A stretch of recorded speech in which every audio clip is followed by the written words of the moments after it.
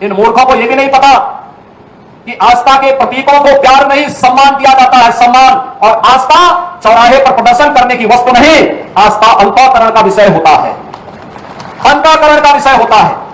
आज चौराहे चौराहे पर जाकर के कितने कमजोर और कवर हैं, छोटे छोटे बच्चों को जिनके हाथों में कलम होनी चाहिए, जिनके हाथों में नोटबुक होनी चाहिए, जिनके हाथों में विज्ञान और गणित की पुस्तकें होनी चाहिए, उनके हाथों में आई लव मोहम्मद का पोस्टर देकर के, तख्तियां देकर के समाज में अराजकता पैदा करने का कार्य कुछ लोग कर रहे हैं। इनको यह भी नहीं मालूम कि उनकी जिंदगी तो बर्बाद है ही है, लेकिन इन बच्चों की भी जिंदगी को लोग बर्बाद करने को उतारू हो रखी है। लेकिन सरकार इस प्रकार की अराजकता को कतई स्वीकार नहीं करेगी, कतई स्वीकार नहीं करेगी।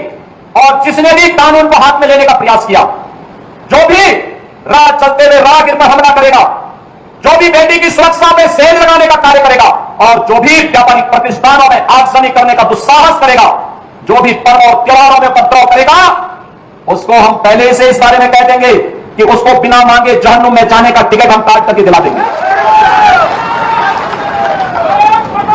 कितना पर्याप्त होगा उसके लिए? यह अराजकता स्वीकार्य नहीं। विकास में हर व्यक्ति की भागीदारी तब सुनिश्चित की गई है।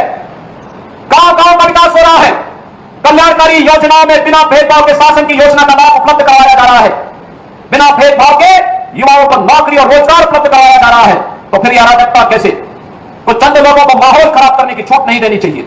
ये वही लोग हैं जिन्होंने उत्तर प्रदेश की भ्रष्ट सरकारों के साथ मिलकर के उत्तर प्रदेश के सामने पहचान का संकट खड़ा किया था।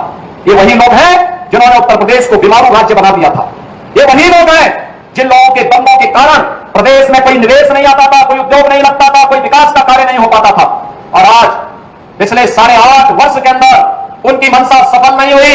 अब नए नए तौर तरीके अपनाने का कार्य कर रहे हैं। लेकिन याद रखना, उनको याद रखना होगा, वे जितना सोचते हैं उससे ज्यादा हमारी पहले से तैयारी रहती है। और जब भी दुस्साहस करेंगे ऐसे ही पिटोगे जैसे बरेली के अंदर पीटे गए हो।